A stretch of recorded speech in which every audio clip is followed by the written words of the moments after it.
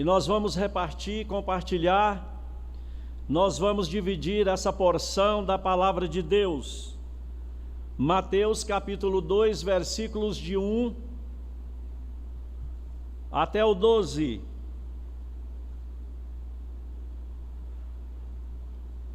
Mateus 2, versículos de 1 a 12.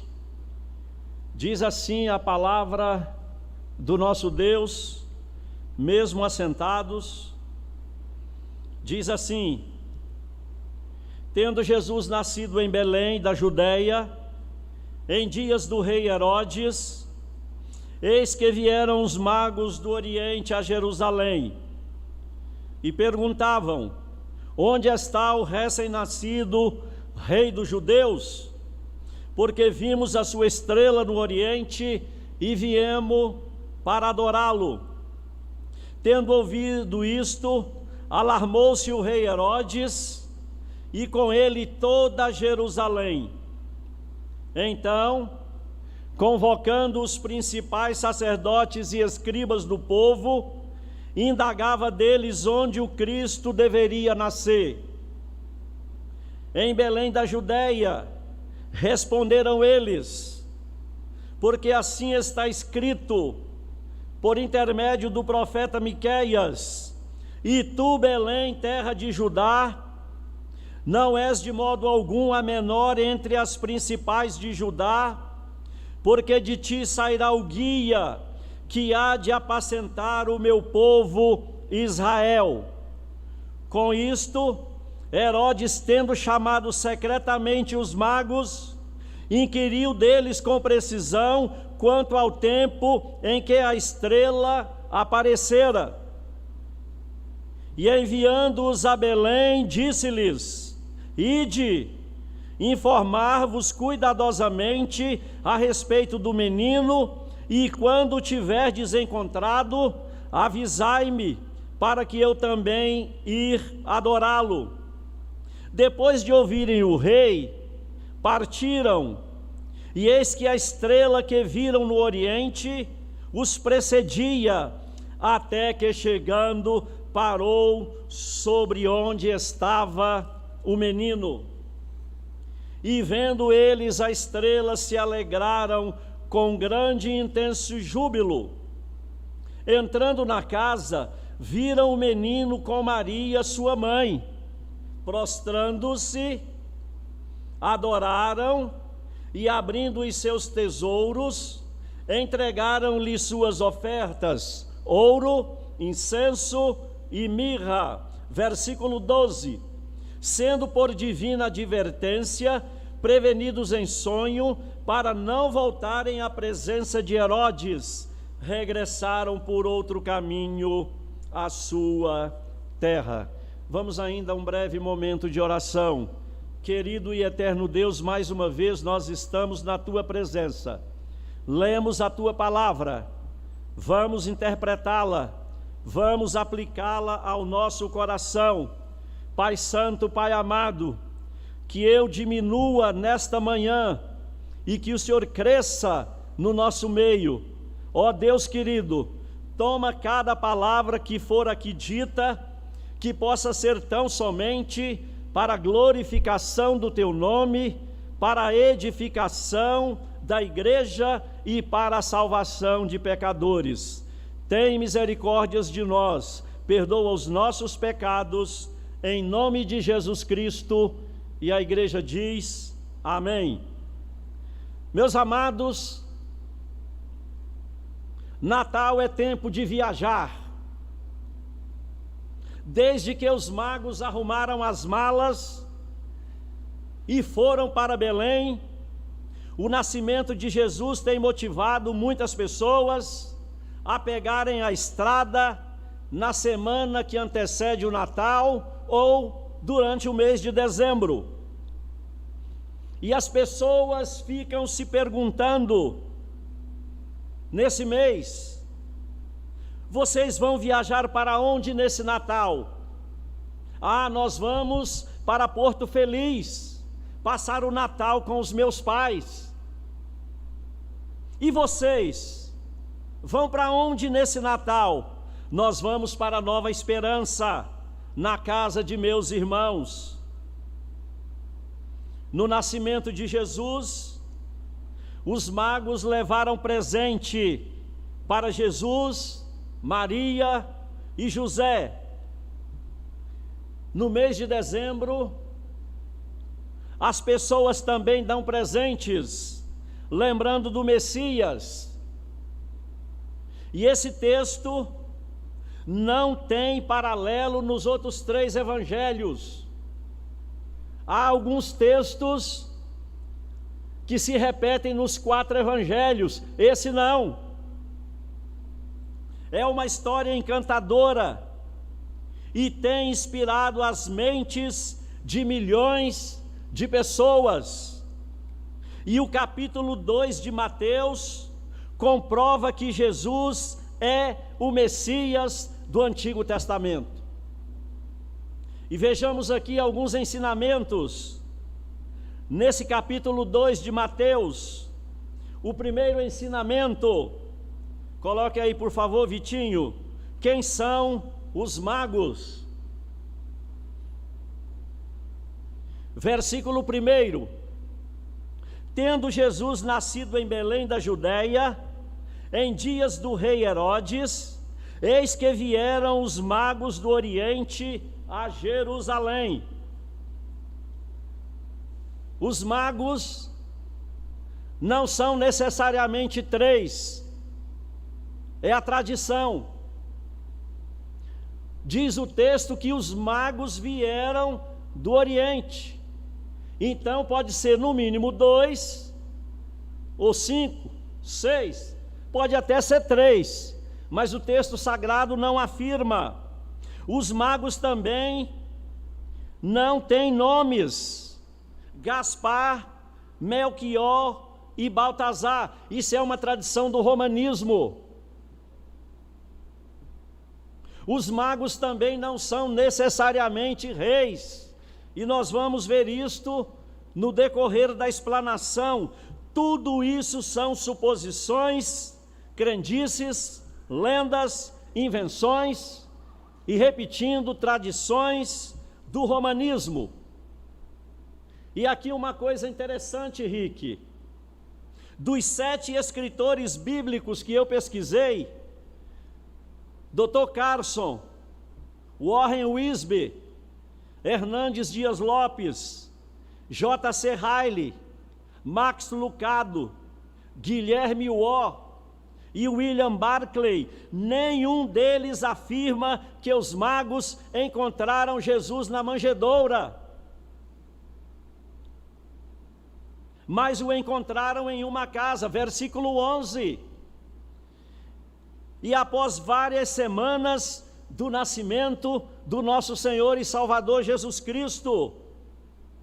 Esses magos, eles não eram praticantes de magia, eles não consultavam os astros para saber o futuro.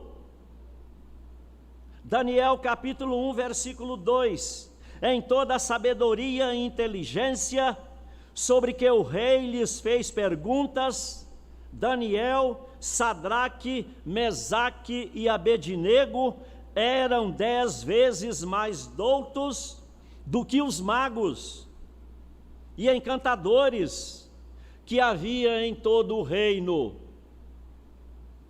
Êxodo capítulo 8, versículo 7: Então os magos fizeram aparecer rãs sobre a terra do Egito, tentando imitar o servo de Deus, Moisés. Mas esses magos, eles eram estudiosos das estrelas, é diferente, eles eram astrônomos e não astrólogos. Eles não consultavam as estrelas. Magos ou magoi eram membros da classe sacerdotal em seus países. Eles eram conselheiros, eles eram astrônomos, eles eram estudiosos das ciências exatas. E segundo Champlin, eles eram estudiosos da matemática, porque quem estuda astronomia tem que entender de física. Se entende de física, tem que entender de matemática um pouco. Os magos eram viajantes, vieram de longe, à procura de Jesus, o Yeshua, a Machia, o Messias prometido, o esperado de todas as nações. Meus amados, nós também somos viajantes aqui nessa terra. Nós estamos aqui por um período de 70 a 80 anos. Muitos estão viajando por esse planeta à procura de Jesus. Muitos já o encontraram, outros o rejeitaram, outros ainda adiaram a sua decisão. Provérbios capítulo 8, versículo 17. Eu amo os que me amam, os que me procuram, me acham. Jeremias capítulo 29, versículo 13. Esse é um texto conhecido e é um belíssimo texto. Buscar-me-eis e me achareis, quando me buscardes de todo o vosso coração. Segundo ensinamento que a gente aprende aqui em Mateus capítulo 2, o significado da estrela. Olha, queridos, o que diz versículo 2: porque vimos a sua estrela no oriente, e viemos para adorá-lo, e não adorá-la, no feminino. Versículo 9: e eis que a estrela que viram no oriente ia à frente deles, até que parou sobre onde estava o menino. E o versículo 10: e vendo eles a estrela, alegraram-se com grande e intenso júbilo. O que teria dirigido os magos onde exatamente Jesus nasceu? Com certeza não foi o cometa de Halley, não foi uma explosão de luzes, não foi uma estrela cadente que guiou os magos a Belém. De uma coisa eu tenho certeza: um brilho transcendente encheu o céu de resplendor e glória, a ponto de Inácio de Antioquia escrever: uma estrela brilhou no céu sobre todas as outras e causou admiração a todas as estrelas do universo, ao sol e à lua, formando um coro ao redor da estrela da manhã, do sol da justiça, da luz do mundo. Essa estrela que guiou os magos até Jesus, em nenhum momento ela foi adorada, porque só Jesus é digno de todo louvor, de toda honra, de toda adoração. Foi Jesus quem criou todas as estrelas. Jesus criou todas as coisas, no céu, na terra e embaixo da terra.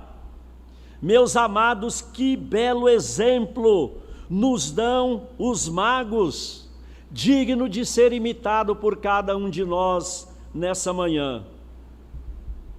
Ainda sobre as estrelas, sobre essa estrela, no quarto dia, Janaína, Deus criou as estrelas no hemisfério norte, acima da linha do Equador. Nós podemos enxergar 3.000 estrelas a olho nu. Já no hemisfério sul, aonde nós estamos, é possível enxergar 6.000 estrelas a olho nu. E em 1610, o astrônomo italiano Galileu Galilei foi o primeiro homem a olhar para o céu com um telescópio, e ele chegou à conclusão que poderia existir no universo, no espaço, 30.000 estrelas. E hoje, o número estimado de estrelas no universo é de aproximadamente 10 elevado à 22ª potência, ou seja, o número 1 seguido de 22 zeros. Para você ter uma noção da grandeza desse número, a quantidade de estrelas no universo é aproximadamente igual a 3 vezes o número de grãos de areia de todo o planeta, de toda a Terra. E o que é fantástico, e o que é maravilhoso, e o que faz arder o meu coração, no meio de 10 trilhões de estrelas, uma delas guiou os magos a Jesus, a verdadeira estrela da manhã. Só Jesus, o Criador de tudo, Ele é capaz de contar o número das estrelas existente no universo. E as estrelas são provas incontestáveis de que Deus existe e de que Deus é infinito. E essa semana eu meditei no Salmo, bateu na trave, pastor Rafael, o senhor leu o 148, quase que bate no 147. Salmo 147 é maravilhoso. Eu dividi esse salmo em 2 partes, Samuel, para facilitar o nosso entendimento. A primeira parte é o nosso Deus falando do universo, do mundo, do cosmos. Versículo 4 do Salmo 147, Deus conta o número das estrelas e chama cada uma pelo seu nome. E se não me falha a memória, em outra parte da Bíblia, diz que quando ele chama a estrela pelo nome, nenhuma vem a faltar. Versículo 6,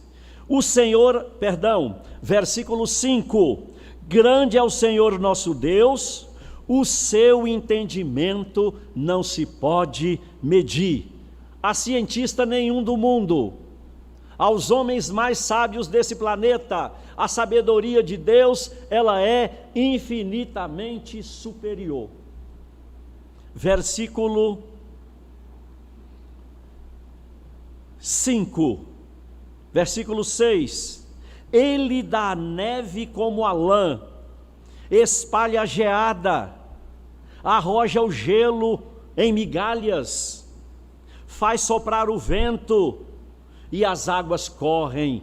Tudo isso é obra de Deus para o bem-estar do homem.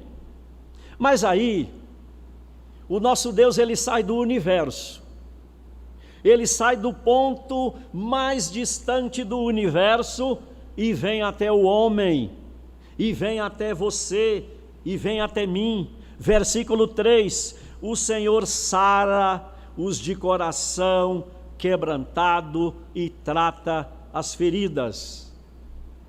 Na nossa igreja, na nossa família, a Adna, minha esposa, está cuidando da minha irmã, que teve fratura de 2 costelas. Ela mora sozinha e nós estamos dando abrigo para minha irmã lá em casa. Meus queridos, quantas pessoas na nossa igreja, de outras igrejas, na nossa família, que estão com feridas, estão sofrendo enfermidades, algumas estão nos hospitais, outras estão apreensivas, alguns estão enlutados, mas esse mesmo Deus que está em todas as partes do universo, Ele sara o de coração quebrantado. Ele abençoa os seus filhos e os farta com o melhor do trigo. Esse é o versículo 13.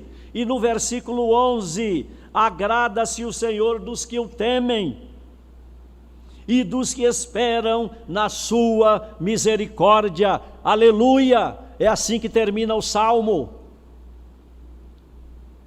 Mas tem aí um terceiro ensinamento, a atitude dos magos. Versículo 10 e 11. E vendo eles a estrela, alegraram-se com grande e intenso júbilo.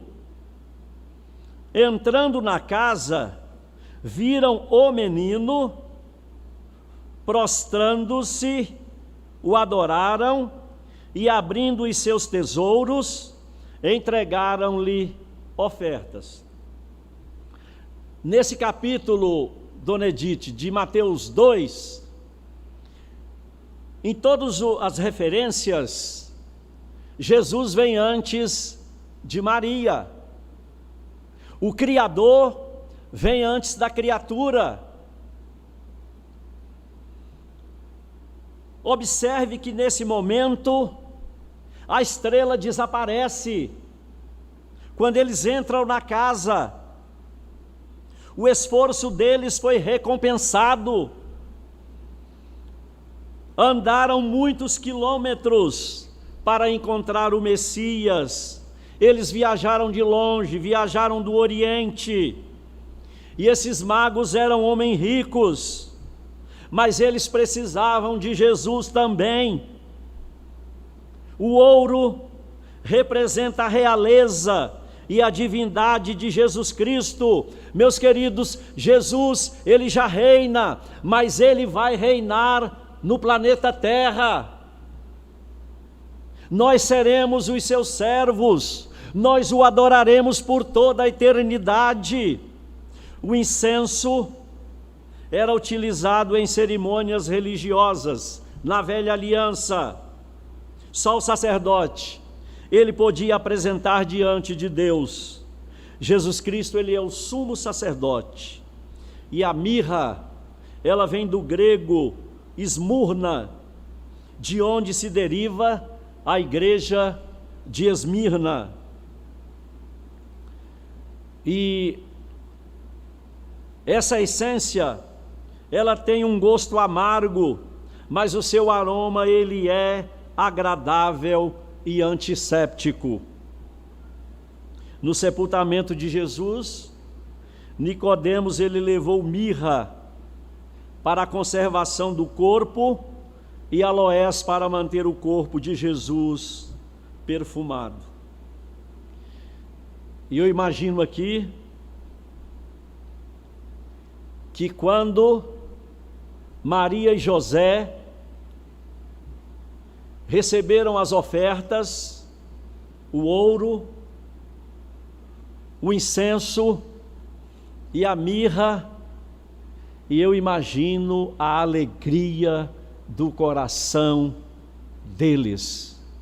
Olha, essas ofertas chegaram em boa hora, vai nos ajudar na viagem ao Egito. Queridos,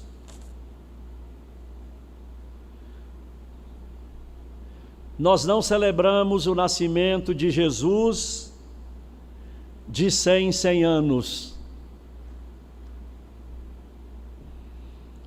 mas todos os anos, por uma razão muito simples: Jesus está vivo, Jesus reina. De Faraó, as pessoas não se lembram todo mês, todo ano. Buda, semelhantemente. Maomé, a gente não celebra o aniversário de Maomé todos os anos. Também de Confúcio, porque esses líderes morreram, mas não ressuscitaram. Somente Jesus ressuscitou, e é por isso que nós estamos aqui nesta manhã. Quarto ensinamento: o caminho seguro. Já estamos caminhando aí para o fim. Olha o que diz o versículo 12. Deus avisou os magos em sonho para não voltarem à presença de Herodes, mas que voltassem por outro caminho para a sua terra. Meus queridos, isso tem uma explicação plausível e aceitável. Nós devemos lembrar que Herodes era um rei perverso, ele era truculento, tirano, assassino. Ele matou uma de suas esposas, ele matou 2 filhos, e todos que ameaçavam o seu reinado, ele mandava matar. E ele mandou matar também todas as crianças de 2 anos para baixo, as crianças de Belém. O caminho de Herodes é o caminho da insegurança, da perdição. O caminho de Herodes é o caminho do ódio, da morte, é um caminho sem volta. Provérbios capítulo 14: há caminhos que ao homem parece ser bom, mas o seu fim acaba em caminho de morte. Os magos, eles tiveram um encontro com Jesus e voltaram por outro caminho, ou seja, suas vidas nunca mais foram as mesmas. O caminho de Herodes é largo e conduz à perdição, mas Jesus, ele coloca diante de nós 2 caminhos, o largo e o estreito. Mateus capítulo 7: espaçoso o caminho que conduz para a perdição, e são muitos os que entram por ele. Apertado é o caminho que conduz para a vida, e são poucos os que acertam com ele. E aí vem a pergunta: por que os magos voltaram por outro caminho? Sabe por quê? Porque quem tem um encontro com Jesus, a sua vida, ela é transformada. O nascimento de Jesus, queridos, foi planejado na eternidade. Antes que houvesse céus e terra, o nascimento de Jesus já tinha sido planejado, antes mesmo que o sol brilhasse. A promessa do nascimento de Jesus, ela já havia sido firmada há centenas, milhares de anos antes de tudo. O nascimento de Jesus, ele foi confirmado, ele foi profetizado no Antigo Testamento e foi confirmado no Novo. O Eterno entrou no tempo, o Verbo se fez carne, aquele que criou o universo vestiu a pele humana. Quinto e último ensinamento: atitudes em relação a Jesus. Aqui tem uma coisa interessante. Herodes e os magos, eles ocuparam o mesmo capítulo 2 de Mateus, Wellington, mas não compartilharam o mesmo coração. Eu vou repetir porque isso aqui é importante. Herodes e os magos compartilharam o mesmo capítulo, mas não compartilharam o mesmo coração. E eu justifico.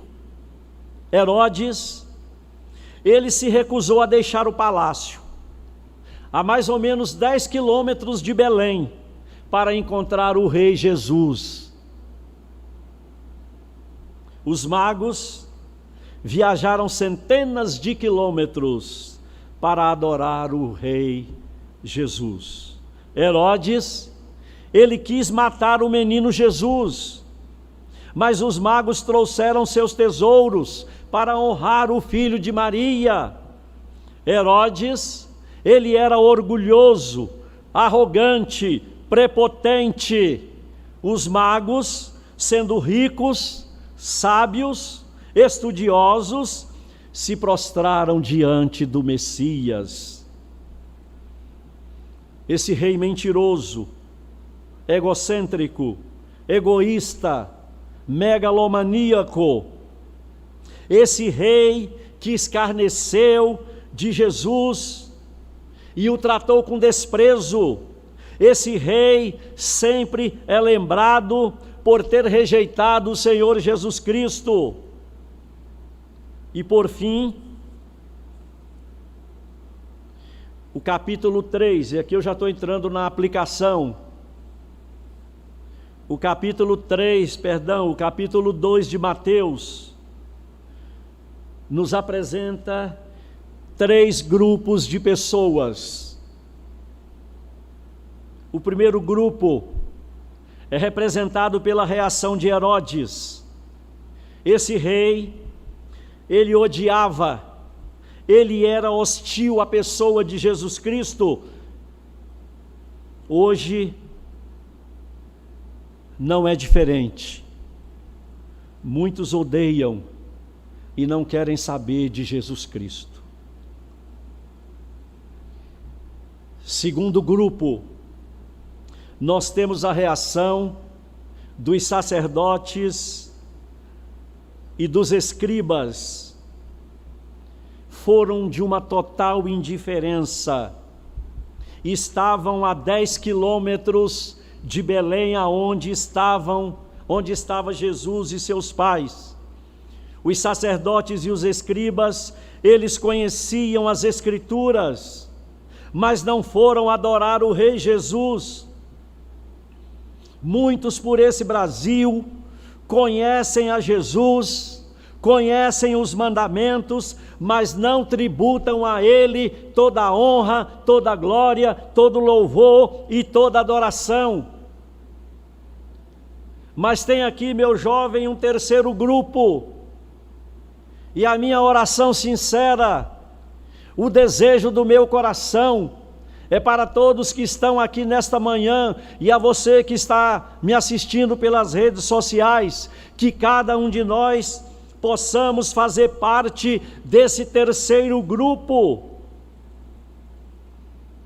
representado pelos magos do Oriente. E nós podemos resumir em 2 palavras a atitude dos magos: adoração e reverência.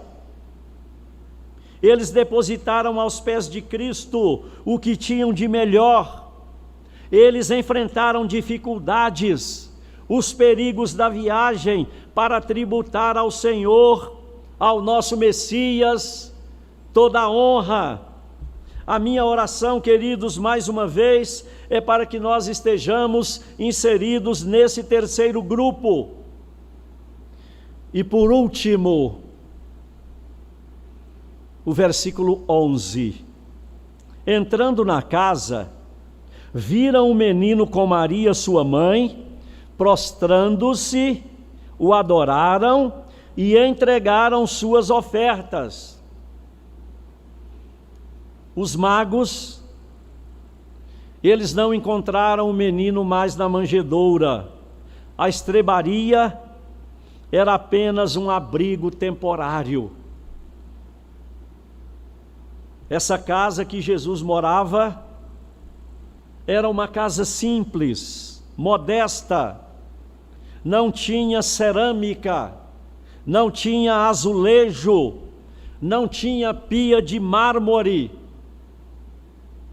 mas ali residia o verdadeiro Rei do universo. O ouro, o incenso e a mirra chegaram em boa hora, E eu estou repetindo, para ajudar na viagem ao Egito. Os magos, sendo ricos, nobres, ao verem a pobreza dos pais de Jesus, eles não recuaram, eles não deram meia volta.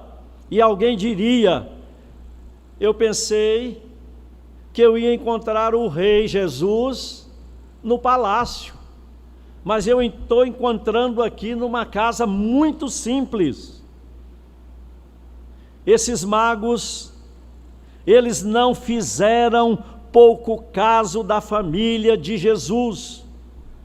Provavelmente alguém diria: a gente viajou centenas de quilômetros para encontrar o rei numa casinha dessa. Esses magos, eles não foram indiferentes e nem olharam a família de Jesus de cima para baixo.